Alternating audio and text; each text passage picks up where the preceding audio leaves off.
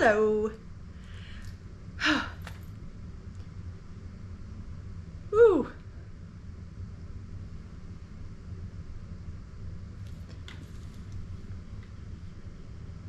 Hello. Welcome to the first, oh my God, performance anxiety. Qigong. Hi. Welcome to the very first broadcast of the Audacity podcast with Lisa. I have been thinking about this for months now, and I have severe performance anxiety. So I've just been letting it percolate, and you know, when you finally get the autistic ADHD introverts to record themselves and post it publicly without getting out of our comfort zone, you know, some shit is hot and we are pissed. Anyway, I want to start over, and I can because I know how to edit. Anyway, hi, my name is Lisa.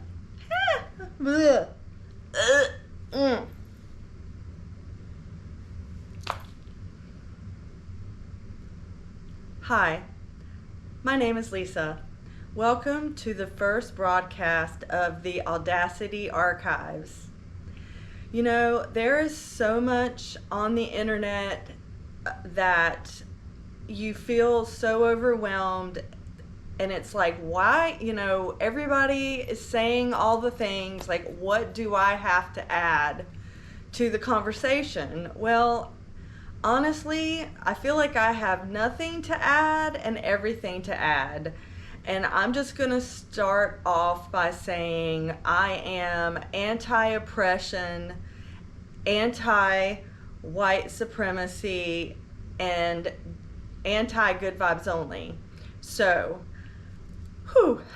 I'm going to tell you a little bit about myself, and then I'm going to just talk. Anyway, my birthday is March 31st, 1973, and I was born in Welch, West Virginia, to a girl that was barely 16, and her life, I ruined her life, literally, and I want to start off by saying that I ruined my mother's life. Now, does that mean she had the right to violently, physically, psychologically, verbally, and psychically, and religiously abuse me? No. Nope, she didn't have that right. But two things can be true at the same time, as ChatGPT is constantly telling me, shut up, chat. Anyway, through the course of my life, I have had many awakenings, and honestly, my mom probably gave me the biggest one. And what I mean by that is she's a fucking Scorpio, and Scorpios live in reality. I feel like if you are a Scorpio, you see the world the way that it actually exists, and you are very well versed in there is nowhere to hide in the world if you have thin skin. And my mother used to tell me constantly, don't do anything that you don't want the whole world to know. And she also told me there's no net under you. So if you get in trouble, I'm not going to save you. And I I believed her on both points. And so that information has been running in my head since forever. And anyway, I don't want to get in my head because I have a tendency to do that. But anyway, my mom turned 16 on Veterans Day 1972. She had me March 31st, 1973. I was basically raised with a silent generation great-grandmother, a boomer grandmother, and then my crash out queen Scorpio mother. I'm not going to say my mom's name, but I'm going to call her crash out queen because she literally is a crash out queen. Anyway, she got kicked out of high school. Her dad looked at her mom and said, "Your daughter is a whore and I'm leaving you," and he proceeded to leave and marry his mistress. My dad was in the Army. I don't think he joined the Army because of me, but he must have been home. Anyway, he is also a crash out queen. The only reason I know my dad's name is because my grandmother told me. And she also told me when I got older that she contacted his chaplain in the military and said, "Hey, Johnny's got a daughter." And the chaplain said, "Oh, let me go ask Johnny." And the chaplain calls my grandmother back and says, "Hey, I spoke to Johnny and Johnny said that Pam is promiscuous and that baby could be anybody's." Anyway, my grandmother, God rest her soul in heaven, was extremely good vibes only, which I think is also a form of crash out, because that is the form of what I've been working through my whole life, is just being disassociative. Anyway, my dad did contact me when I was an adult, and he said, literally, "I know you're mad at me. Fast forward through all that. Just get mad. Get over it. Hey, I'm bipolar. And I just want to talk about me." That man proceeded to tell me that he got addicted to heroin in Germany and that they basically kicked him out. But yet again, understanding the world the way that I do, white kid from the middle of nowhere, they gave him a discharge without the dishonorable. Anyway, he literally told me that when he got back to this country, he had to quit doing heroin because it sucked here. Thanks, Johnny Pentasuglia. Anyway, back to my mother. Crash out queen. She married 4 alcoholics by the time I was 9. The 4th one, she got knocked up by him and proceeded to move us away from our family and crash out more. She moved us to a very small town in Virginia, Whaleville, Virginia. So, I want you to understand Lisa, so you feel comfortable with Lisa. So, 2, my mother was barely 16 when she had me. I had no father. I grew up basically the first 9 years of my life either being traumatically, violently abused by her and her demonic spawn husbands, or I was left with a boomer and a silent generation who became brides of Christ through the Pentecostal Holiness Church. Now, it makes sense to me that that's what they chose, because all the men in their life were coal miners that either went down a coal shaft and dropped dead of a massive heart attack or black lung, or slut shamed you when your daughter got pregnant. Anyway, so basically what I'm trying to tell you is I have lived multiple realities in this lifetime. And as I have hung on for dear life, one thing that I have come to understand in 2026, as we are reeling from Trump, Epstein, Israel, and being U.S. citizens, where we have a collective, massive amount of magical thinking and a superiority complex. Yeah. Ooh, that's a lot to unpack, but it makes a lot of sense when you look at Zionism from the framework of the Holocaust. The U.S., we are not the heroes of the free world. Neither is Russia. Russia is not the heroes of the free world. Who are the heroes of the free world and the world? Women who have caused all the wars, climate change, consumerism, capitalism, communism, all of the things. Men.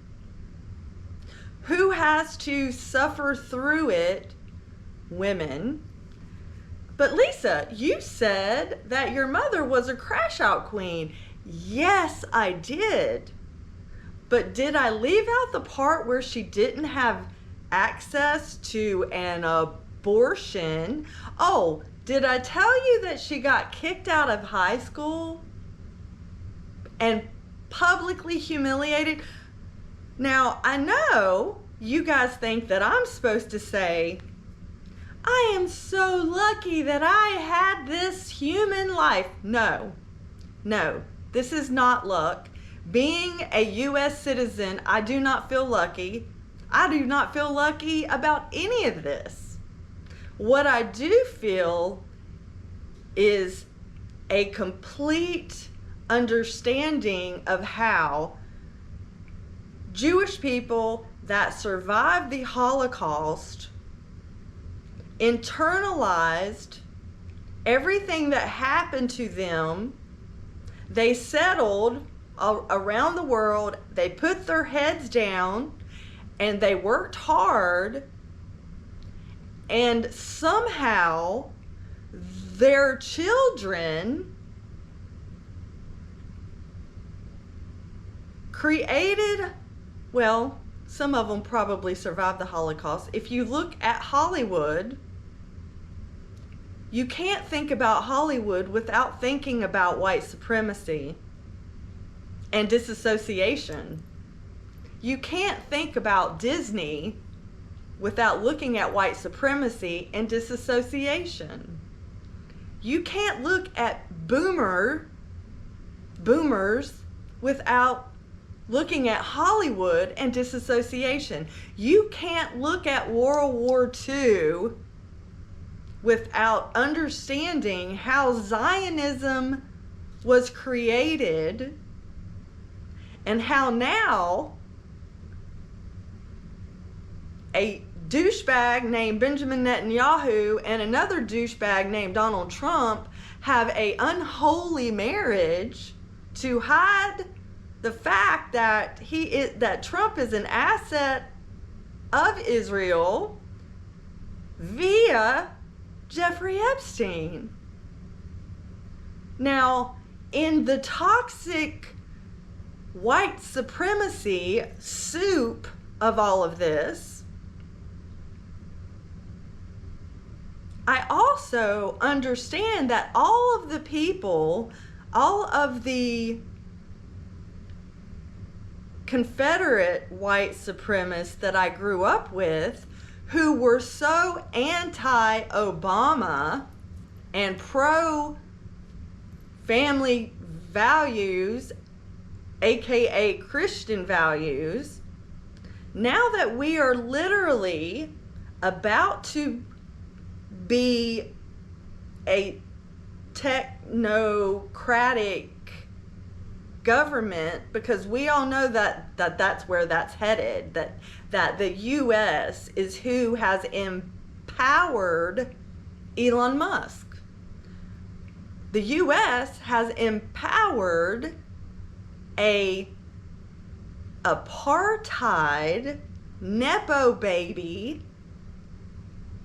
crash out queen, ketamine addict, who has gone around having children with any woman he can, but because he's the richest guy in the world and he's white, ding, ding, ding, ding, it's okay. You know, it's okay. And then, like, on top of that, we have AI, and he's fighting with his ex-bromance, Sam Altman, who is also a nepo baby of Jewish descent, who we believe women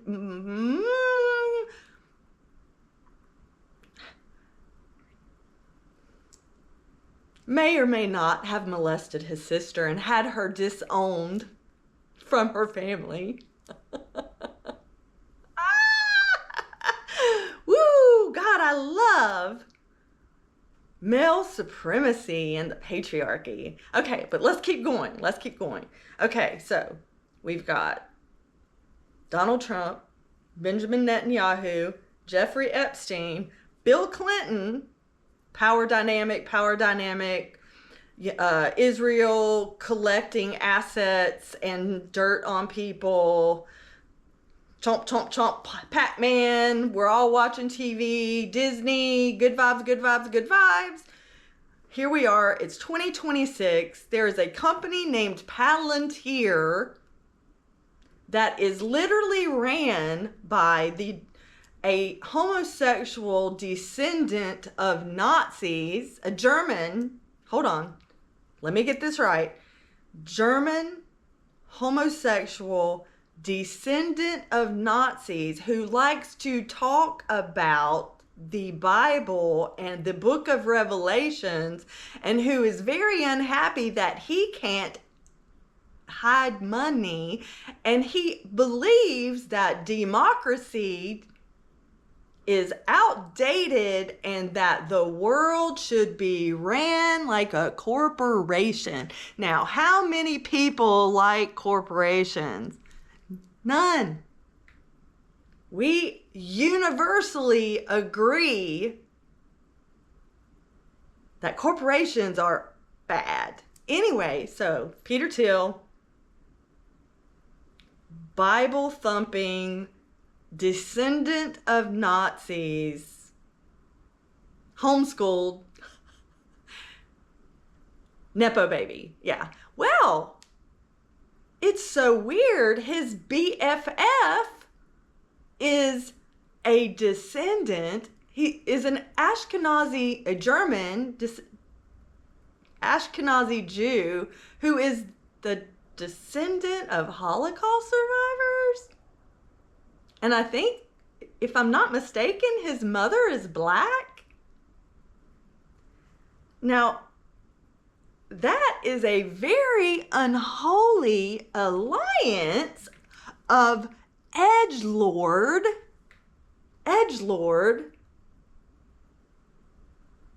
insanity. Oh, yeah. And Alex Karp likes to do Qigong and Tai Chi, and these people are so far separated from reality. They've never had to work a real job. They've never had to go without a bite of food. But they somehow are the people that we are supposed to put in charge of the West? Anyway, Palantir is a word that was co-opted from Lord of the Rings mythology, and if you guys recall, hold on, I'll be right back.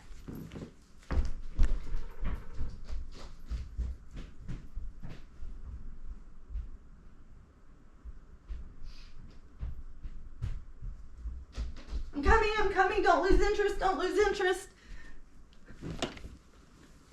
Palantir. If my Lord of the Ring nerds recall, Palantir is a weapon of the Dark Lord. And he's able to peer into it, or whoever peers into it can see things that, and then they mind meld with evil. Yeah.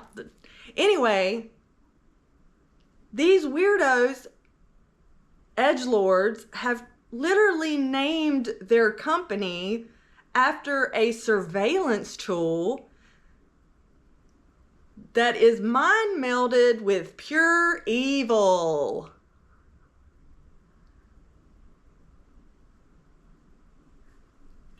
And then let's add in some Abrahamic religion. So we have white supremacy, Tolkien's kind of known for being a bit of a Christo-fascist. And then, you add in some Zionism.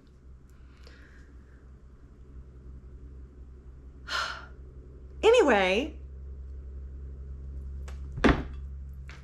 isn't that audacious? Stay tuned.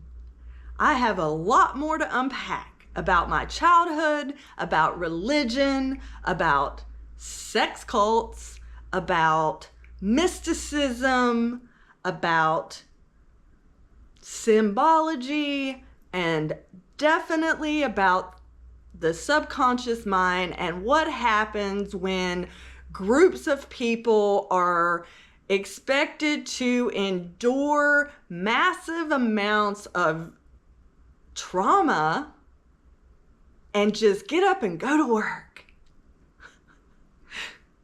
Love ya.